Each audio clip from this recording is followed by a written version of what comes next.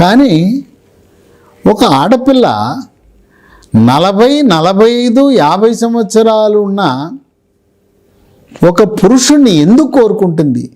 దీనికి కారణం ఏంటి? కొన్ని సందర్భాల్లో పెళ్ళైపోయి పిల్లలు పుట్టి యవ్వనంలో ఉన్న 25, 30 సంవత్సరాల మహిళలు 50, 60 ఏళ్ళ వయసు ఉన్న వాళ్ళని కోరుకుంటారు. ఏంటి విపరీత కాలం? ఏముంది దానిలో అట్రాక్షన్?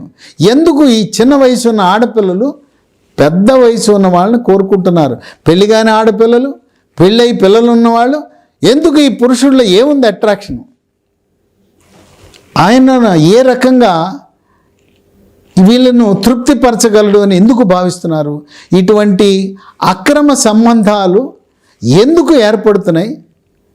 దానికి కారణాలు ఏవి మనం విశ్లేషించవలసిన అవసరం ఉంది. ఈ ఆడపిల్ల, పెళ్ళిగాని ఆడపిల్ల ముందు తీసుకుందాం. పెళ్ళిగాని ఆడపిల్ల ఒక కుర్రవాడిని లవ్ చేస్తే ఆ కుర్రవాళ్ళకి ఎక్కువ మందికి బైకులు ఉంటాయి. ఇవాళ మన సమాజంలో చూసేది గర్ల్ ఫ్రెండ్, బాయ్ ఫ్రెండ్ సంస్కృతి, బైకుల సంస్కృతి.